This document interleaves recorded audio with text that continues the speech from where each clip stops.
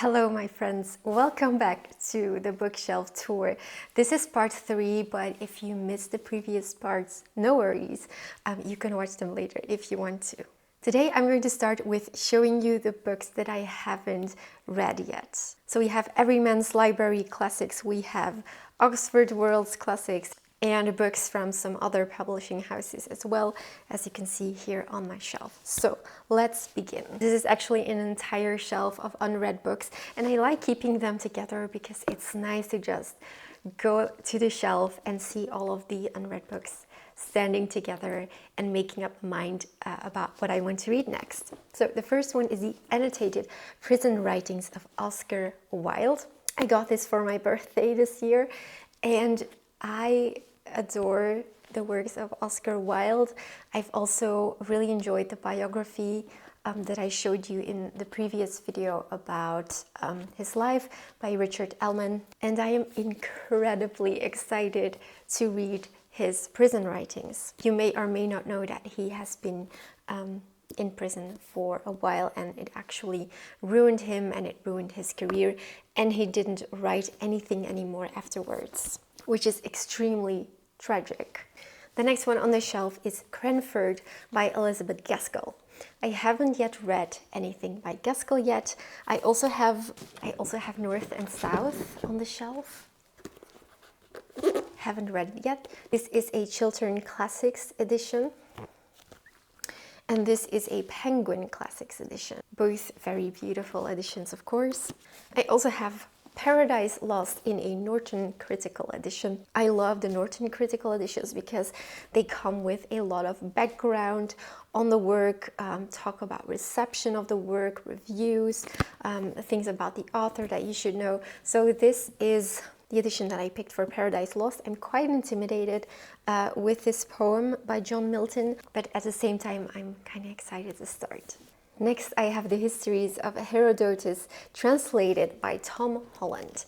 I had heard a lot of good things about it. So yes, this is the edition that I got myself. It's very big. This kind of intimidates me as well, but I often find when I feel a bit scared to start a work that I shouldn't have been afraid in the first place. So I assume that it will be the same with this one. Here's a very beautiful old book. This is The Private Papers of Henry Rycroft by George Gissing. I never read anything by George Gissing, and I found this in a second-hand bookstore in Dublin. I love this spine. It is so beautiful. And it was published in, it doesn't even give me a date, but it's by Constable and Company, London, Bombay, Sydney. I think it's from 1921. Next, I have a Dutch translation of a book. It is called, let me see for the English title, The Wicked Company by Philip Blom. This is a non-fiction work about the 19th century salons during the Enlightenment, which sounded extremely interesting to me.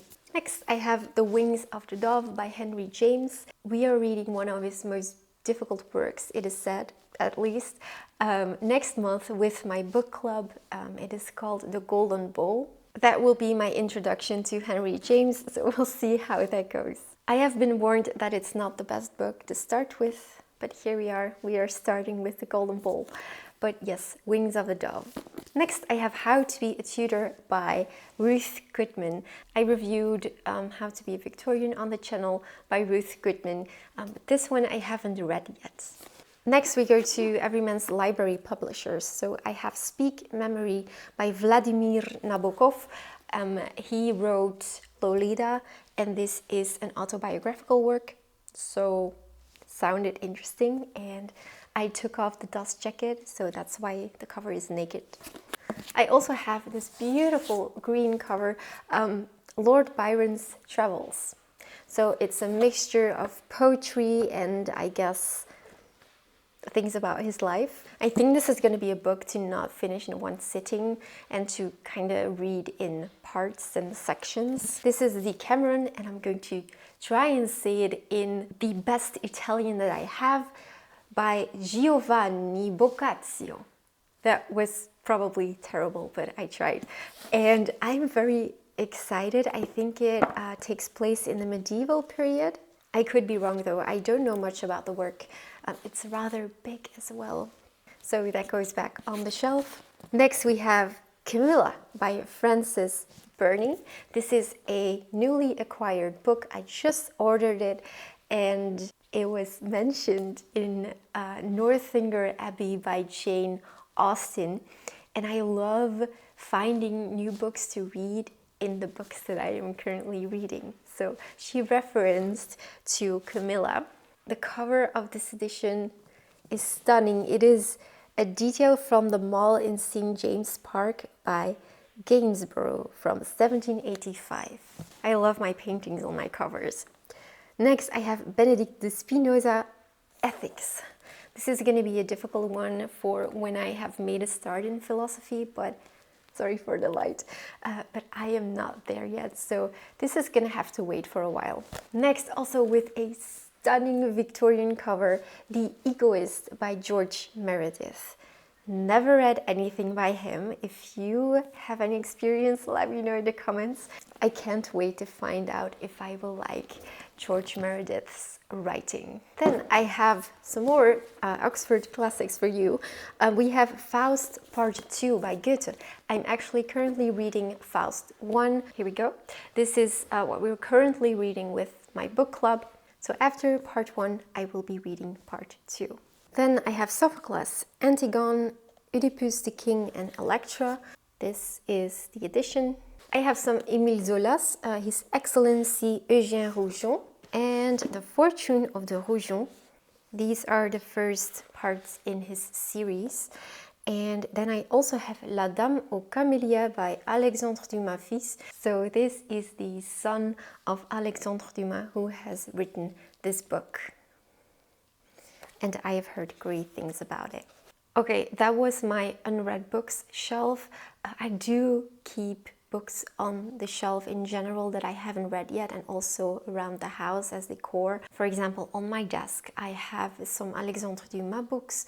Let me grab them for you. So this is La Reine Margot, the Queen Margot, and I'm excited to read it. These are French editions, by the way, so it'll take me a while before I get to them. And then I also have some French editions of Marquis de Sade. This is Isabelle de Bavière and La Marquise de Ganges. I found them in a second-hand bookstore here in Belgium. I had never heard of the Sade before. And these editions are absolutely stunning, as you can see. I did read one of his works recently called Justine. I don't recommend you reading the Sade, by the way. These are in my living room. These are by Oscar Wilde. A Tale of Two Cities I have read, but I haven't read Great Expectations, and I haven't read Oliver Twist. But if you're following my channel, you know that Dickens and I don't match. Unfortunately, I have tried so many times to love his works, and I always fail, which is fine. We cannot love everything, right? I kind of have the same relationship with Jane Austen. She's better, way better than Charles Dickens for me, but personally I just cannot get to fall in love with their works. I kind of want to continue with showing you my Oxford World's Classics editions. I have already read all of these, so I can advise you to read them or not.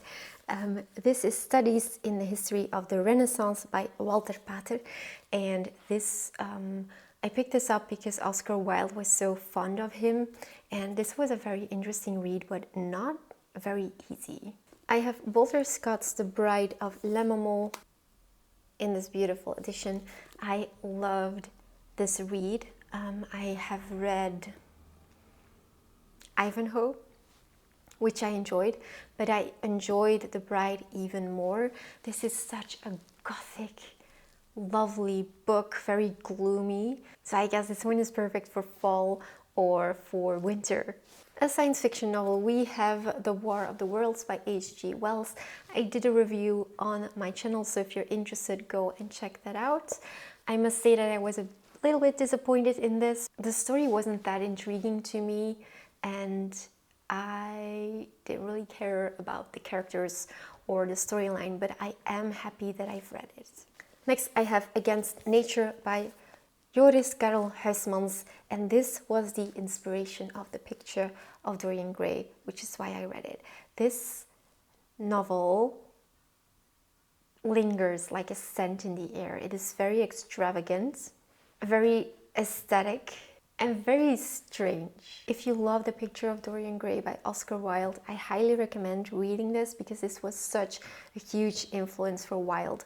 Next we have Molière. This is The Misanthrope, Tartuffe, and of course many of his other plays. I have read them all and I enjoyed almost all of them. I love his plays so much. And even though they were written in the 1700s, I think the 1600s, I'm sorry, even though they were written in the 1600s, they are very accessible and I wouldn't say easy to read. So if you're intimidated by them, please don't, because they're very accessible. Then a female author that I highly recommend is George Sand. She wrote Indiana. And this is also a very gloomy, tragic book. I love her writing. She was friends with Gustave Flaubert. They wrote beautiful letters back and forth, which is how I discovered her. I love Gustave Flaubert, who wrote Madame Bovary, and this is a really good novel as well, if you love tragic stories. Okay, next, Denis Diderot, The Nun. This is, I feel like I'm like recommending all these gloomy books. This is a chilling story about a woman who is forced to go to the convent and become a nun, but the other nuns are very mean. They're actually ruining her life, and it is heartbreaking. So you kind of have to be in the mood to read it because it's very dark and gloomy. Next, I have The Black Tulip by Alexandre Dumas. This is an amazing work of fiction. I loved it so much. This centers around the growing of tulips in the Netherlands. It's just a very fun and dramatic read. Next, I have Honoré de Balzac, Eugénie Grandet. This is a very thin novel. If you don't know where to start with Balzac, then I highly recommend starting with this one. Next, I have Confessions by Saint Augustine. I liked the beginning, but then it became a little bit less interesting, but I am glad that I read it. I did expect to get more out of the book. Next, I have Ovid Metamorphosis. I have actually not read everything. I made a start and I'm at page 88, but this is like one of those books that I don't want to finish in one go. It's like to digest bit by bit. Then we have Justine by Marquis de Sade, which I do not recommend you read. Then we have Le Rouge et le Noir, The Red and the Black by Stendhal. And while I was on my trip in London, I went to a museum to look at beautiful paintings, and I saw this one in real life, and I was looking at it in awe because I love this painting so much. It was wonderful to see it. It was a great surprise, and I immediately recognized it from the cover of The Red and the Black. This is a great read, by the way. Then we have Choderlos de Laclos, Dangerous Liaison. There we go, and also love this cover. This was a fun read. We read it with the book club. It is told through letters, and I was amazed by how much you can do as an author by just using letters. Very interesting read, a very scandalous and dramatic read. And finally, I have The Confessions of Jean-Jacques Rousseau. My gosh, I don't even know what to say about this because I loved the first part of The Confessions. I started this with so much hope, like I started underlining things, but then after the first third, it got so incredibly boring.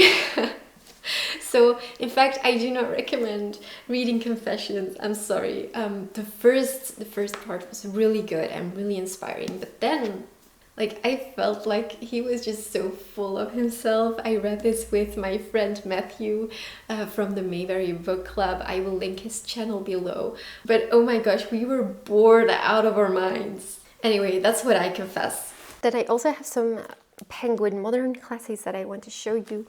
First, we have Beware of Pity by Stefan Zweig. I was so impressed with this novel. I did a review, if you're interested. Really good. This is I, Claudius by Robert Graves. I unfortunately didn't finish this book because I'm sorry, I was bored. Maybe I will try later again. I will definitely try later, but I feel like I had too little background knowledge and I need to get back to this. And then finally, I have In Search of Lost Time by Marcel Proust, and I did a review on my channel if you're interested. Then I have this beautiful box set of the Iliad, the Odyssey, and the Aeneid, sorry if I pronounced that incorrectly, by Homer. And this is a translation by Robert Fagles. I loved reading these, especially the Iliad and the Odyssey. If I had to choose between the Iliad and the Odyssey, I would go for the Iliad, which is a very unpopular opinion, I know. Then I have some beautiful box sets of Anne of Green Gables, but these are French editions. I did an entire review on my channel of this box set. These editions are absolutely stunning, and I needed to show them in a separate video. It's quite old, but you will find it easily if you search for box set or Anne of Green Gables. Okay, then I have another edition of The Picture of Dorian Gray by Oscar Wilde. I have Letters from a Stoic from Seneca, which I highly recommend. And I have two editions of Alice in Wonderland by Lewis Carroll, which is actually a bit weird because I didn't enjoy Alice in Wonderland. But I love this edition. I think I got it in America. Can't remember. It's very cute. But the most beautiful edition that I have is this one.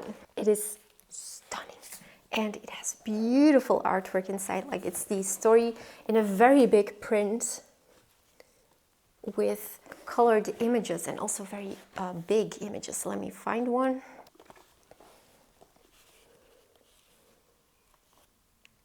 It's so beautiful. Okay, so these were my shelves in the living room. Now I would go over my entire Tolkien selection on the left, but I'll just show it to you like in an overview because I already did a video showing them separately. So if you're interested in my Tolkien collection, go to that video on my channel, please. Now I only have the books left upstairs in my bedroom. I also have a shelf there, and I would love showing you those books as well next week. But those are mainly just fantasy and fiction books. That reminds me, I have one more Oxford classic to show you, but yeah, I'm currently reading it, and that is The Mysteries of Udolpho by Anne Radcliffe. This one was also mentioned in Northanger Abbey by Jane Austen. And I'm only 40 pages in, but I am enjoying this tremendously. I think she's a great writer, and it's the first time that I am reading her work. I will end this video here. I hope you enjoyed part 3 of my bookshelf tour, and I hope to see you in the final part next week.